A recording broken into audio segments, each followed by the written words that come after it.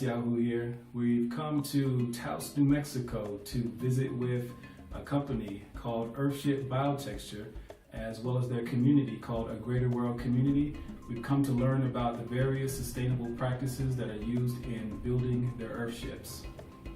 So Earthships are essentially a style of home whereby they're utilizing the nature for comprising the various technologies that come along with the house. For instance, the compacting of the soil into the tires will become a bit of a natural brick, if you will. The backs of the homes, they have mounds of dirt where a convection technology is used, where the air is entering into the tubes, and then ports are then opened where cool air comes in by the air being cooled by coming through the compacted earth in the back of the house. And then there's a bit of skylighting that's open as well, so that the air coming in is cooled air and it then exits the house, thereby cooling off the house. The off-the-grid living is one where there's no municipal utilities. All the water, all the power is all created by the systems in the house. For instance, these houses have, many of which have wind turbines, and they also are utilizing solar energy for heating both the water. So here is all the electrical for the house.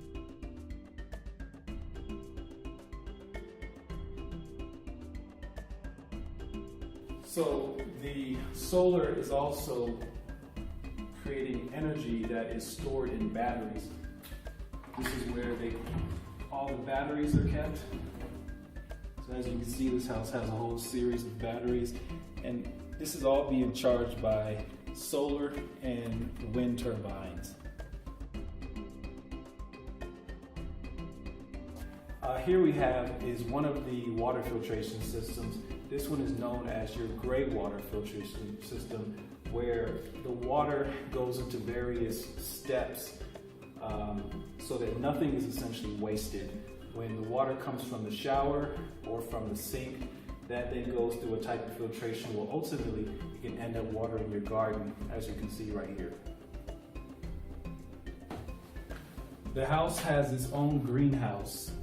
All of this plant life, this vegetation, is creating humidity in the house. The house right now, say, with it being as cold as it is outside, it's snowing here in Taos, New Mexico. The temperature is right around 20 degrees, but the house remarkably is very comfortable. I think indoors right now we're probably experiencing roughly around 60 degrees indoors. The greenhouse is creating humidity, which is actually warming the house, and it feels rather comfortable, as well as a lot of what you can eat is produced here in these houses as well. They're actually designed with that in mind, and that they are able to actually, create food for yourself or your family.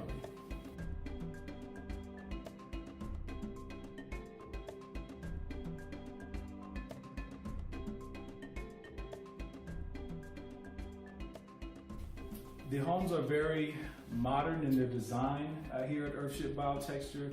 As you can see, comfortable family room, dining area, fully equipped kitchen. The refrigerators are up-to-date modern refrigerators. They actually are considered to be DC refrigerators. The reason being is because the batteries are for supplying direct current. So anything like a blender or what have you that uses AC current, the electrical has an inverter. So if you operate some machinery that is alternating current, that's going to be moving through your inverter, which is converting DC into AC.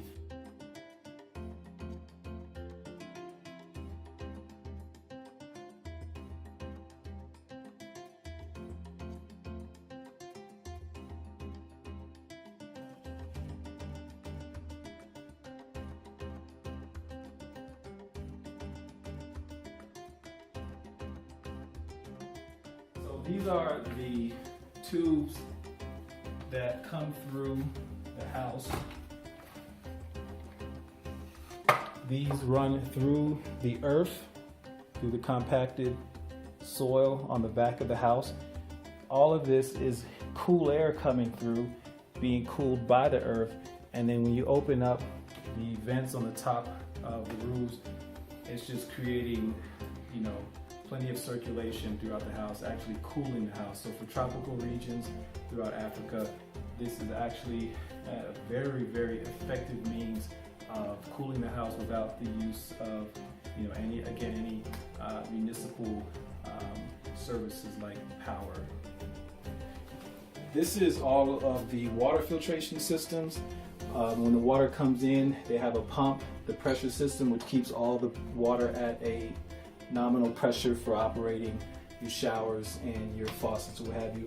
And there's various stages of water filtration to remove some of your heavier sediments and ultimately your drinking water.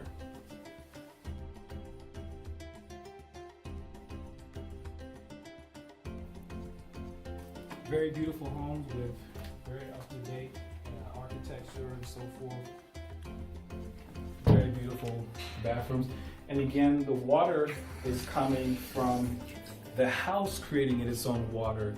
The design of the home is such that you don't need any municipality from the local supplier.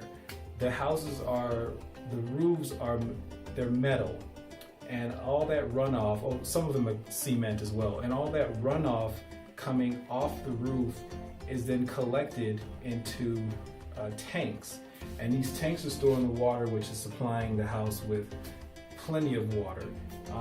Some of which is water that's considered drinkable, and then as well as the water that's coming through the faucets. And then the water that's going through the faucet is then going into another type of filtration system, and that water is considered to be, also I should mention, the water is coming to the toilet is the water that was once coming out of the sink, and as well as the shower.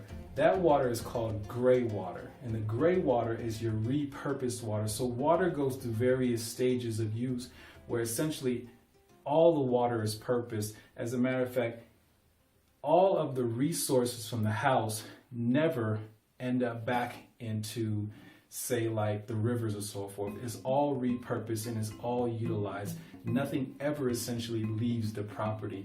It's a very self-contained, self-sustaining, autonomous kind of environment, which is very much what we're learning to be is in harmony with nature.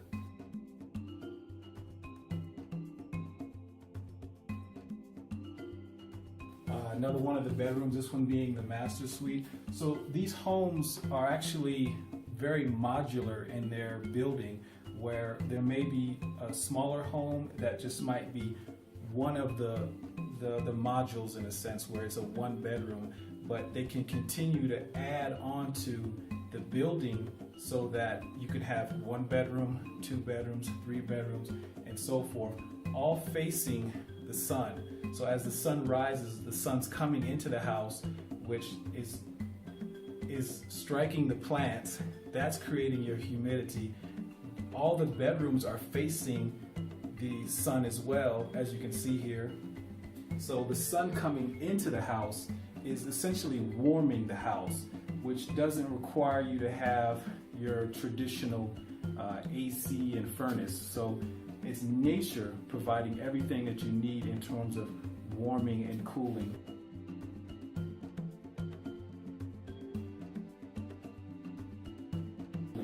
Again, the bathroom,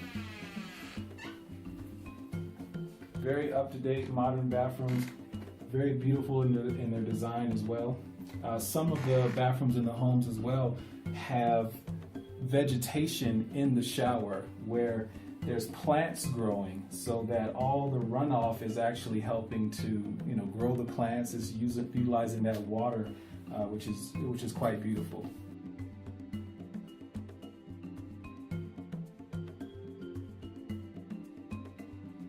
Earlier we were talking about the convection technology.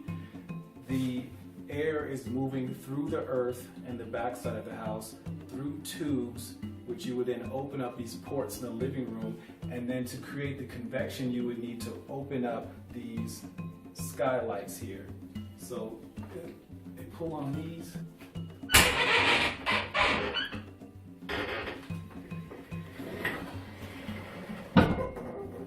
And when that opens up, then the air is coming through the house, which is cooling the house. So we have the greenhouse area as well. The greenhouse, in the homes that we are considering for developing, this area would be able to provide food for your immediate family. As you can see, there's aloes growing in here, aloes being very healthy for consumption as well as their medicinal purposes. There's bananas growing here, and we're currently in a region where it snows. As you can see outside, there's plenty of snow outside on the ground. So we're here in the wintertime in Taos, New Mexico, and there's bananas growing indoors and tropical plants galore.